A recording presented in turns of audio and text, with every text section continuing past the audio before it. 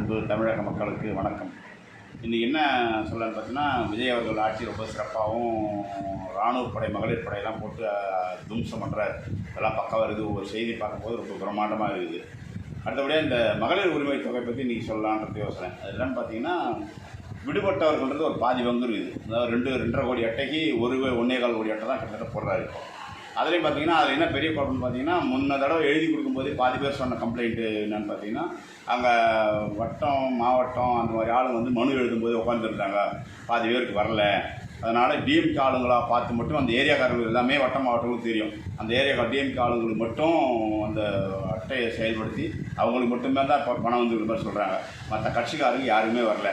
இதை முதலமைச்சர் அவர்களும் மற்ற செய்தியாளர்கள் மந்திரிகளும் இதில் ஆர்வப்படுத்தி 2 கோடி அட்டைக்கு 8 கோடி மக்கள் எங்கள் தான் அப்படின்ற ஒரு உரிமையை நிலைநாட்டுறாருன்னா, 2,000 இல்லைன்னா கூட 2,000 போடலைன்னா கூட 1000 ரூபாயாவது சரியான முறையில் எல்லோருக்கும் 2.5 கோடி அட்டைக்கும் 3 கோடி அட்டைக்கும் எவ்வளோ தேவையோ அனைத்து அட்டைதாரர்களுக்கும் மகளிர் உரிமையை வழங்க வேண்டும் என்று கேட்டுக்கொண்டு, இப்போ புதுசாக வந்து பசங்களுக்கெல்லாம் வேறு நிறைய போட்டுக்கிறார்.